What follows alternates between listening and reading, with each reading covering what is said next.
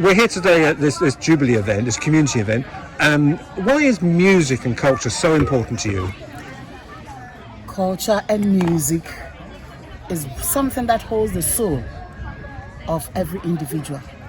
Where you are from and where you are to go is all embedded in the culture of the people. See?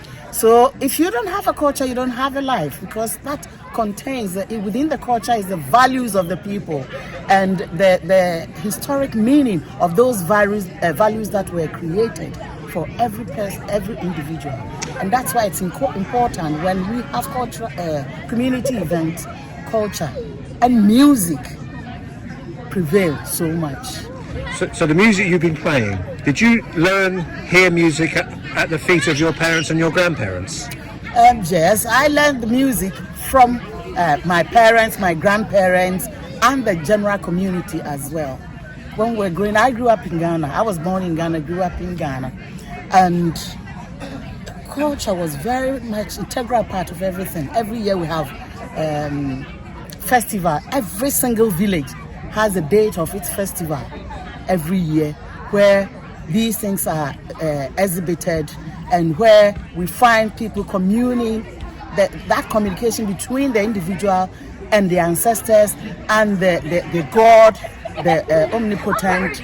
It's all expressed within the culture every single year. Some people have more than a year's festival, and those festivals show those things. Apart from that, during funerals, the belief of the people, it shows the aspirations and the belief of the people.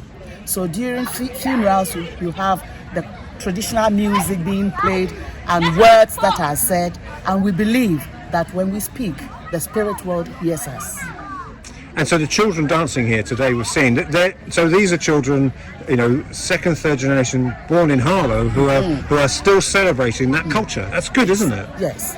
So what we do, especially what Efua Sey Koi-Larbi Academy does, is encourage the children and the young people for them to see and learn the value of the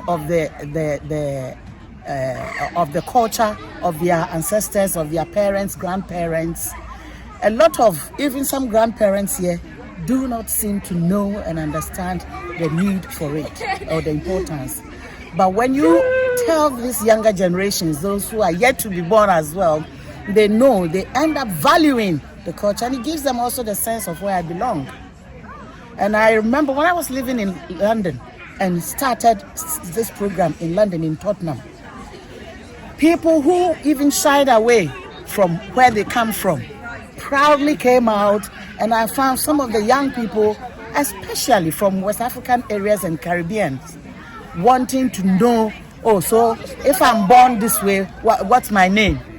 What is in my name? What's the importance of my name? And proudly started using their traditional names, which sometimes parents give to them and the children don't want to use them. They started and accepting that this is who I am. And that helps with the street-wise where people feel ashamed of their culture, and so they end up being bullied. And whilst they strive and try to imitate what is actually not them, the conflict between the values that they are taught at home and the values they learn on the street eventually brought up an understanding that made these young people who initially were going wayward according to their parents, understanding their parents and then growing up respectfully, doing away with crimes and other things off, and it helped especially the black community so much in total. And here it does the same thing. The children enjoy it when they know, they learn about it. I had one child, one of the children who is not here today, come to say, Auntie Efua, if Adam is black is white, how did we, if we are descendants of Adam, tend to be that? And I said, go and learn again. You will realize that humanity itself developed from Africa, so everybody evolved from that.